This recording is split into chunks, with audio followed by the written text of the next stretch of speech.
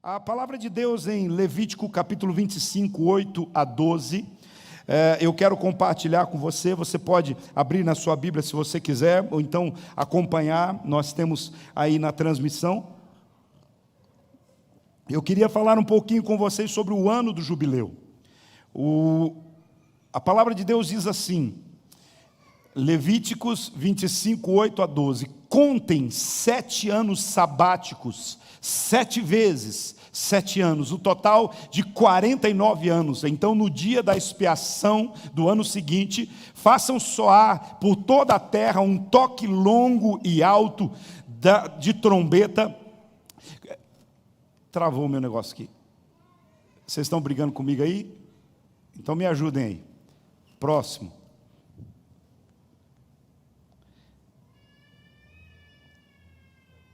O 50º ano será um jubileu para vocês, e nesse ano não semearão os campos, nem ceifarão o que crescer, vocês nem ceifarão o que crescer espontaneamente, nem colherão as uvas dos vinhedos não podados.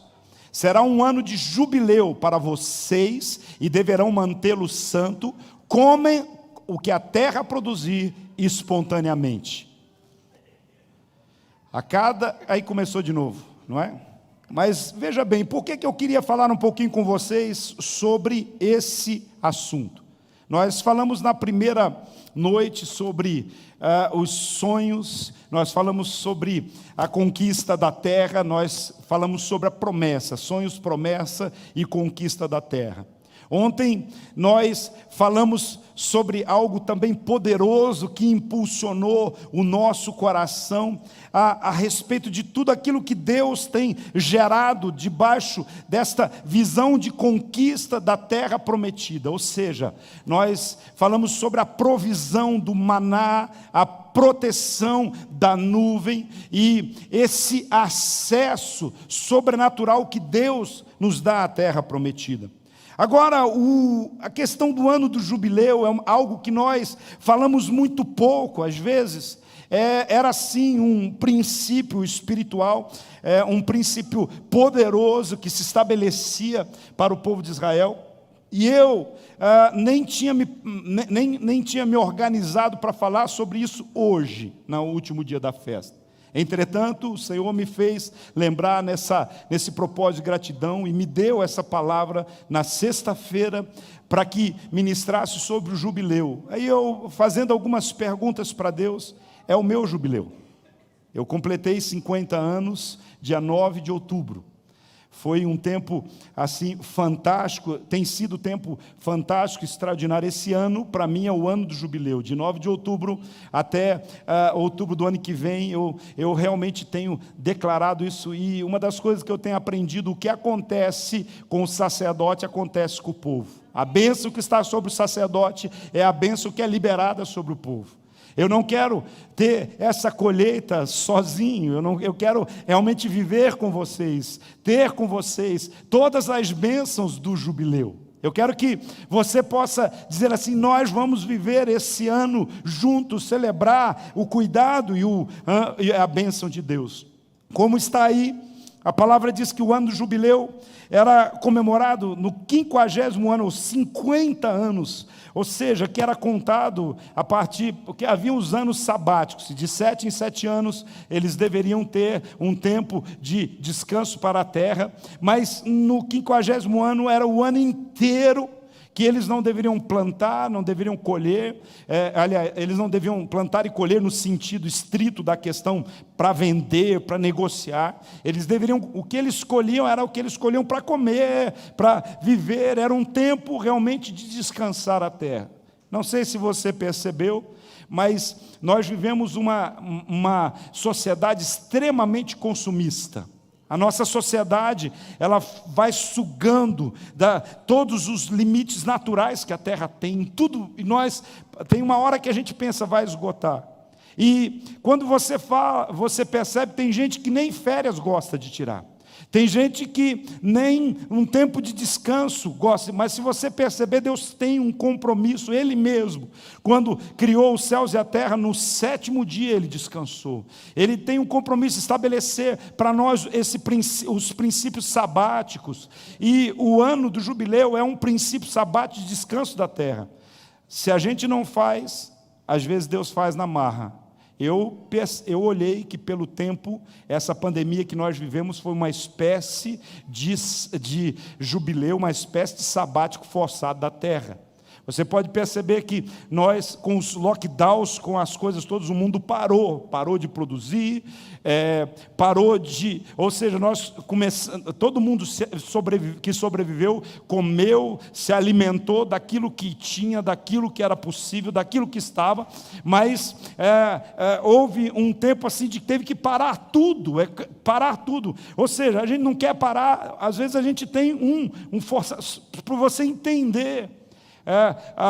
Uma das coisas que eu estudei na época, depois de alguns meses da pandemia, dos lockdowns, é que começaram a observar em alguns lugares que antigamente não nasciam coisas, começaram a nascer. Algumas áreas que pareciam já não ser úteis para pesca, mas começaram a aparecer de novo peixes, algumas espécies que já estavam quase em extinção e outras coisas assim, só para você entender qual é a importância de dar um descanso para a terra, qual é a importância de você cumprir isso. E qual era o propósito que Deus tinha? Era exatamente para que a terra viesse a readquirir a fertilidade. Então, a cada 50 anos, acontecia algumas coisas interessantes. Eu acho que tem muita gente que vai ficar nessa expectativa. Eu quero orar para que aconteça nesse tempo. Eu vou desistir aqui, vocês me ajudem aqui. Eu vou orar para que nesse tempo aconteça com você e comigo também. Algumas coisas assim, só para você entender. Os endividados eram perdoados, os escravos eram libertos, as propriedades penhoradas eram devolvidas. Uau! Você está entendendo o princípio? Aqui não é comunismo, não, é um princípio do céu. Aqui é um princípio de Deus, ou seja, é um princípio de restituição, é um princípio de cuidado de Deus. Então, os escravos libertados, propriedades penhoradas devolvidas, e em relação à terra, era isso tudo com relação à terra, para que ela pudesse descansar mesmo, para que pudesse agora plantar sementes, e as sementes pudessem nascer novamente. Agora, e profeticamente, qual é o significado do jubileu, do ano do jubileu para nós? O significado é que em Cristo Jesus, nós recebemos de Deus perdão dos nossos pecados, perdão das nossas dívidas, descanso. Olha o que a palavra do Senhor diz, nós recebemos libertação, liberdade do pecado e da opressão maligna. Em Mateus 11:28, a palavra do Senhor diz assim: venham a mim todos vocês que estão cansados e sobrecarregados, e eu vou dar descanso a vocês. Ainda João 8,36 diz: portanto, se o Filho os libertar, vocês serão livres. E de fato nós somos livres. Efésios 1,7 diz assim: Ele é tão rico em graça, que comprou a nossa liberdade com o sangue do seu Filho e perdoou todos os nossos pecados. Eu preciso viver constantemente nesse jubileu. Eu preciso viver debaixo desse perdão, eu preciso viver debaixo dessa graça.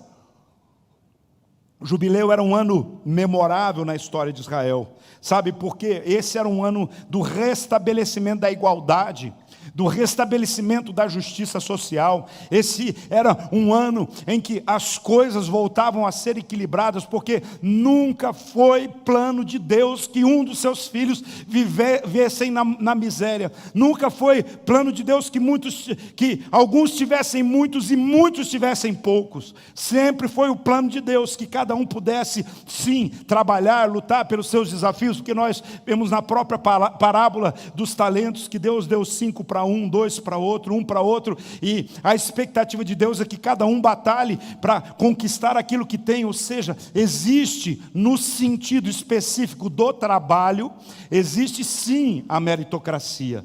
Não existe meritocracia no sentido estrito da salvação.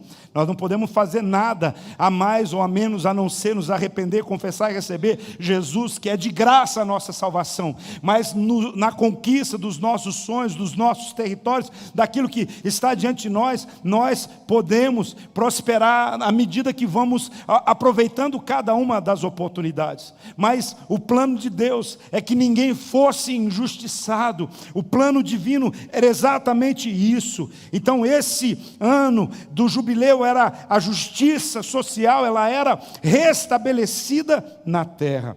A palavra jubileu, ela vem do hebraico iovel. Ela refere-se ao carneiro, ou seja, cujo o chifre era usado para anunciar o ano festivo. Cadê o shofar? Dá-lhe o shofar para mim. Iovel refere exatamente isso, esse shofar que é tocado aqui, nós estamos desafiando a surgir novos levitas para isso.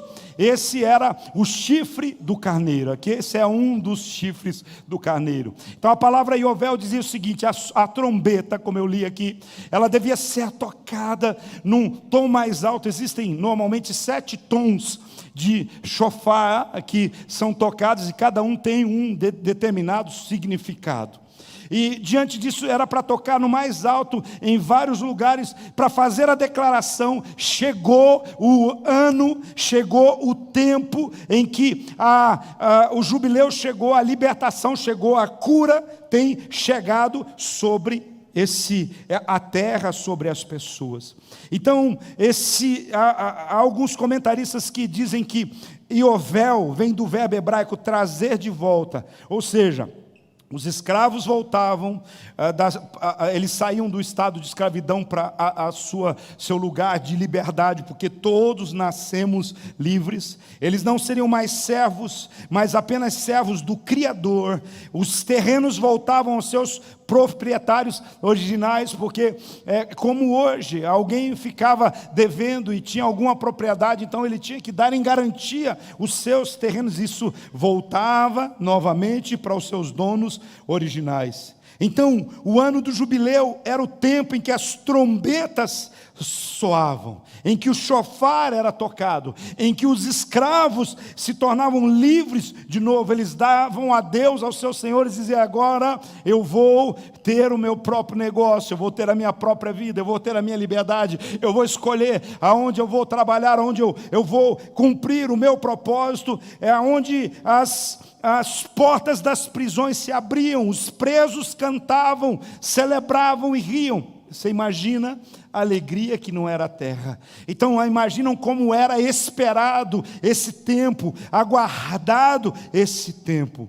O ano do jubileu era esse tempo sensacional. E ele tem um significado espiritual para nós, porque apresenta para a igreja, apresenta para a humanidade, apresenta para todos aqueles que começam a olhar para os sinais bíblicos, para os princípios bíblicos, para aquilo que é estabelecido para nós, a esperança de Deus, a esperança de um novo dia, a esperança de mudança, a esperança no entendimento que há um dia chegando em que cessará definitivamente todo tipo de escravidão, cessará definitivamente toda servidão, e nós vamos servir ao próprio Deus.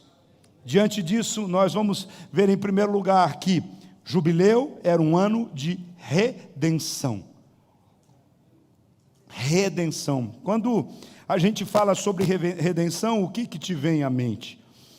Redenção diz respeito aqui à nossa vida. A gente precisa muitas vezes fechar um ciclo para começar outro. A vida da gente é mais ou menos igual a arquivo de celular ou de computador. Se você começar a abrir arquivo demais, por melhor que seja a sua máquina, chega uma hora que tudo trava.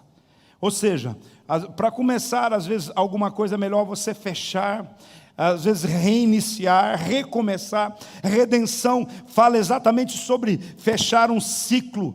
Isso lá em Israel começava em Yom Kippur, ou seja, no dia da expiação, no dia do perdão, onde todos confessavam os seus pecados, jejuavam, deixavam para trás, esqueciam e deixavam na conta de Deus isso tudo, através da confissão, através do arrependimento. Há uma promessa de Deus, que chega um tempo, Jeremias 31, 34, diz assim: não será necessário ensinar aos seus vizinhos e parentes, dizendo, você precisa conhecer o Senhor, pois desde o maior até o menor, todos eles vão conhecer ao Senhor. É interessante essa palavra que está diante de nós. O ano de jubileu vem falar da redenção, da salvação, e que venha esse tempo sobre a nossa nação, porque a promessa é: desde o mais humilde até o mais importante me conhecerão, diz o Senhor. E ainda, e eu perdoarei a maldade dos seus corações, e dos seus pecados eu não me lembrarei mais. Essa é a promessa de Deus. Você imagina uma nação salva, redimida? Imagina toda a tua vizinhança lembrando: é tempo de celebrar tabernáculos, e ao invés das pessoas pintarem as ruas, fecharem as ruas, pensando na Copa do Mundo, eles vão fechar as ruas, colocar bandeirinhas e tudo mais, igual a gente fez na nossa célula lá, né? E vão dizer: é tempo de celebrar tabernáculos, e todo mundo sabe, essa casa está celebrando tabernáculos. Pode deixar o lugar, fica tranquilo. Se Jesus não impediu, quem sou eu para impedir? E um dos detalhes importantes de tabernáculos é isso, irmãos. Eu já fui 14 vezes a Israel em tabernáculos, e todas as vezes uma coisa que eu sempre encontrei foi as ruas e todos os lugares de Israel cheia de crianças. As crianças livres, soltas, livres, celebrando, cumprindo o propósito de Deus diante disso. Então, esse tempo de tabernáculos, quando eu estou aqui com os meus netos, tanto os biológicos como os espirituais, né, eu me sinto tão em casa, tão à vontade, porque é isso que nós precisamos ter. A palavra do Senhor também diz em Miqueias 7,18: não permanecerás irado com o teu povo para todo sempre, pois tu tens prazer em mostrar o seu amor. Deus tem prazer em mostrar o seu amor para nós. Ainda, Levíticos 25 diz assim, versículo 6, fala para nós a respeito de que eles deixavam as coisas velhas para viverem coisas novas, de viverem um novo tempo. Eles comiam coisas novas. É importante a gente entender que Deus tem novidade. Irmão, chega uma hora que a gente quer se livrar das coisas velhas, rasgadas, mofadas. Pensa uma coisa: no deserto não tinha shopping center, no deserto não tinha a lojinha do 10, no deserto não tinha nem vendedor de porta, nem feirinha, nem cheinho. Vocês entenderam, né? Então deixa eu dizer para você, como que o povo fazia, como que o pessoal fazia? Irmão, era a mesma roupa todo dia, sabe? Era a mesma roupa todo dia. Deus cuidou, não gastou, não venceu. Deus cuidou, era o meu. Agora, quando chega na terra prometida, eu tenho certeza, o povo de Israel é festivo, colorido, igual o nosso povo estava aqui. Eu tenho certeza que uma das primeiras coisas que eles fizeram assim: vamos nos livrar dessas coisas barrentas, dessas coisas meio bege e marrom, porque era só meio tipo no bege e no marrom. Chega uma hora que enjoa, né? Vamos pegar uma coisa mais colorida. Deixa eu dizer para você, Deus quer te dar uma vida mais colorida, oportunidades. O ano de jubileu é você poder sair de algumas coisas que você já está cansado e receber a novidade de Deus sobre a sua vida. Esse é um tempo em que nós precisamos entender: jubileu é tempo da restauração daquilo que nos foi dado por Deus, e quão grande é a salvação. A condenação foi rasgada, a dívida foi paga, a herança foi resgatada, pois o jugo se quebrou, e o Espírito de Deus foi enviado sobre nós. A graça transbordou as nossas vidas, quando Jesus diz assim: o Espírito do Senhor está sobre mim, porque Ele me vem, enviou para pregar o ano aceitável, o ano da graça do nosso Deus, um tempo de felicidade, de alegria, de restituição. E é por isso que nós precisamos entender o que essa palavra diz para nós, o transbordar de Deus. Então nós temos uma redenção que foi caríssima. Conforme o Salmo 49 diz assim: ninguém pode remir ao seu irmão ou dar a Deus o resgate por ele, pois a redenção da sua alma é caríssima, e os seus recursos esgotariam antes. Às vezes alguns olhavam e diziam assim: meu irmão, ele ficou escravo por causa das dívidas. Fala uma coisa, muitas vezes a gente quer ajudar pessoas que estão endividadas, pessoas que estão passando por, e a gente às vezes não tem condição. E era assim no passado, inclusive com quem estava escravo. Aí o que acontece? No ano do jubileu, o próprio Deus faz um milagre. O próprio Deus estabelece: se eu posso, você não pode, mas eu posso. É isso que nós precisamos entender. Ainda o que diz a palavra de Deus em 1 Pedro 1,18: sabendo que não foi com coisas corruptíveis, como prata ou ouro, que fostes resgatados da vossa vã maneira de viver, o qual por tradição recebeste dos vossos pais, mas com o precioso sangue de Cristo, como cordeiro imaculado e incontaminado. Então foi uma redenção caríssima, uma redenção definitiva, uma redenção graciosa. Vai passando aí rapidinho para mim aí, uma redenção eterna, uma redenção real, porque é pelo sangue do Cristo vivo que nós temos a remissão dos nossos pecados. O nosso Deus é um Deus de redenção. O segundo princípio, jubileu, além de ser o ano da redenção, era o ano da liberdade. No ano do jubileu, os escravos tinham a sua liberdade restaurada. Eles, mesmo que não tinham, não mereço, não isso, mas não importa. Chegou o ano do jubileu. Quem tinha escravos, quem tinha pegado, tinha que liberar os escravos, tinha que devolver as propriedades. Sabe, quando a gente olha para um Deus assim, nós começamos a ter esperança. Então, era o ano do jubileu, era o ano de proclamar a liberdade na terra para todos os seus moradores. Jesus, ele deixou bem claro que ele veio não para quebrar a lei, mas para cumprir a lei. Jesus não veio para anular a lei, mas ele cumpriu em si mesmo.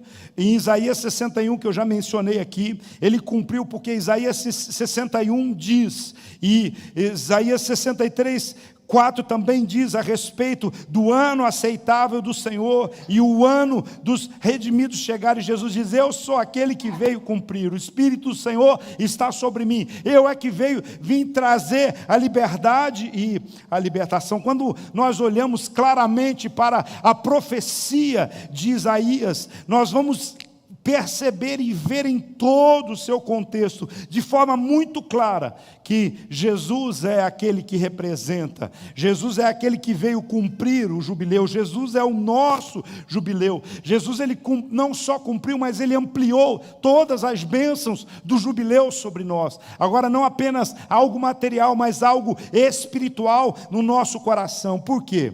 Ele começa, o texto diz assim, que ele oferece para nós, Isaías 61, 1-3, boas novas aos mansos. Ele tem boas novas a nós. Ele veio restaurar os contritos de coração. Porque que adianta ter devolvido bens? O que adianta ser liberto de alguma escravidão física e continuar com a alma ferida, machucada, magoada, sem esperança, mergulhado na depressão? Então ele veio para restaurar os contritos de coração, trazer liberdade aos cativos, abertura de portas de prisão àqueles que estão presos. E ele veio trazer também consolo a todos os tristes.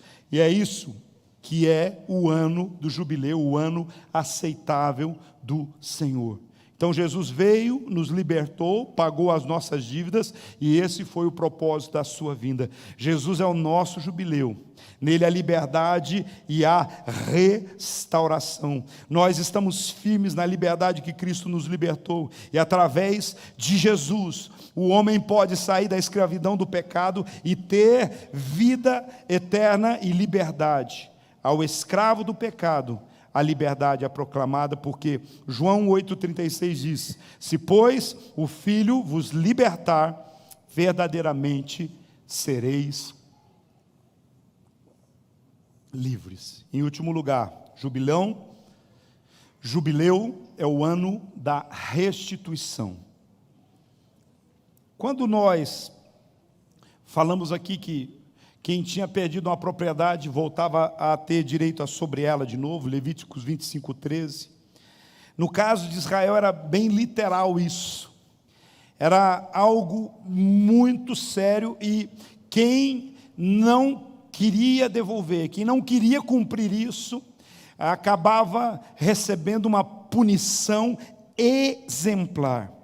O que nós precisamos entender é que o princípio da restituição passa pelo pressuposto de não só eu ser favorecido, mas eu entender que da mesma forma que eu recebo de Deus graça imerecida, eu também preciso oferecer graça aos outros. A Bíblia mesmo conta a história do credor incompassivo, que tinha a parábola que fala a respeito de alguém que tinha recebido o perdão de uma dívida, sido liberto da prisão, e ele tinha realmente recebido graça. E aí, de repente, quando ele sai do lugar em que ele estava, ele encontra alguém que o devia. E aí ele esquece que ele tinha recebido graça, misericórdia, e que ele deveria agir pelo mesmo princípio, da mesma forma como eu recebo graça e misericórdia, eu preciso agir assim. Aí ele foi e cobrou a pessoa, não tenho como pagar. E ele chamou as autoridades e falou assim, ele me deve, então põe ele na prisão enquanto ele não tiver para pagar. Aí a parábola é exatamente essa. Jesus diz assim, que aquilo que ele havia recebido é retirado dele e ele volta de novo para a prisão porque ele foi incapaz de compartilhar da mesma graça que ele tinha recebido. Então eu quero dizer para você, se você quer viver restituição na sua vida e na sua história, você precisa ter um coração de graça e de misericórdia e de restituição sobre a vida de outras pessoas também. O ano jubileu traz esse entendimento de um coração que aprende, seja pela obrigação do tempo, ou seja, por um coração realmente quebrantado a fazer o que a palavra de Deus estabelece. O que nós precisamos entender é que na cruz todas as nossas dívidas foram canceladas, todo escrito de dívida que era contra nós foi cancelado e Jesus, ele reabilitou o nosso crédito. Foi um converseiro nessa campanha política eleitoral aí, de candidato político prometendo, eu vou tirar o nome de todo brasileiro do SPC do Serasa. Quero dizer para você, Jesus não promete, ele cumpre, ele faz, ele vem e ele faz, através do perdão que ele oferece a nós, gratuitamente. Ele não só perdoa os nossos pecados, as nossas dívidas, muda a nossa história, mas ele nos dá crédito. Quando a gente recebe Jesus, a gente começa a viver alegria, provisão, nós começamos a viver céus abertos sobre a nossa casa, sobre a nossa família. Então, celebrar tabernáculos, celebrar o ano de jubileu, é exatamente a gente celebrar Jesus e o cancelamento de todas as acusações contra nós, porque a palavra de Deus em Colossenses 2,14 diz que ele, além de pegar os escritos de dívida que haviam contra nós, ele pegou e ele cravou na cruz, e ele diz assim, está cancelado publicamente. É isso que eu quero que você entenda, meu irmão. Você não pode viver a vida constantemente sendo acusado por Satanás de coisas que Jesus já te perdoou, já te redimiu. Você precisa viver e dizer, eu agora posso viver uma vida de restituição sobre a minha vida, sobre a minha história. Ele cancelou o registro de acusação contra nós, removeu, pregou na cruz, e agora nós somos lavados, redimidos pelo sangue do Cordeiro. E aí, Joel 2:25 mostra que ele, Jesus, ainda nos prometeu restituir os anos que foram consumidos pelo gafanhoto, o migrador, o destruidor e o cortador. Sim, o Senhor promete restituir os anos perdidos. Nós vamos para o final dessa palavra e eu queria que você pudesse receber palavras sobre a sua vida, sobre o seu coração. Eu queria que você pudesse entender que o ano de jubileu é um ano de restituição e nós vamos orar por isso, caminhar por isso, entendendo que há um sinal profético sobre essa casa, há um direito legal. Aquilo que Deus tem me dado ao chegar ao meu ano de jubileu para celebrar, eu quero dividir com você, eu quero compartilhar com você, eu quero declarar que nós vamos viver um ano extraordinário de Deus e muitas coisas que parecem ser impossíveis vão acontecer de forma sobrenatural na nossa vida. E é por isso que eu quero que você entenda mesmo, eu estou trabalhando pedagogicamente essa liberação, porque nós precisamos caminhar por ensino. Nós precisamos conhecer o que Deus tem para nós. Ele promete restituir a prosperidade perdida. A palavra do Senhor diz em Jó 42:10, que o Senhor virou o cativeiro de Jó quando ele orava pelos seus amigos. E o Senhor ainda acrescentou a Jó outro tanto em dobro a tudo que ele possuía antes. Recebe isso, irmão. Quando eu terminar de ler essa promessa aqui, eu quero que você receba sobre a sua vida. Então, é isso que eu quero declarar. Deus quer restituir a sua prosperidade perdida. Ele promete também restituir tudo em dobro. Zacarias, capítulo de número 4, versículo 9, diz: voltai à fortaleza, ó presos da esperança, porque hoje eu vos anuncio que vos recompensarei em dobro. Nós somos prisioneiros da esperança e nós confiamos na palavra de Deus para nós. No Salmo 1:14, a palavra do Senhor diz para nós que Ele também nos promete, Salmo 14:7, desculpe, ele promete restituir a sorte do seu povo. Também o Salmo 126 diz: quando o Senhor restaurar a sorte do seu povo, então ele se regozijará, e Jacó se alegrará. Quando o Senhor trouxer do cativeiro aqueles que voltavam a Sião, estávamos como quem sonham, então a nossa boca se encheu de riso, a nossa língua de cânticos. Então diziam entre as nações: grandes coisas fez o Senhor a estes, grandes coisas o Senhor fez por nós, e é por isso que nós estamos alegres.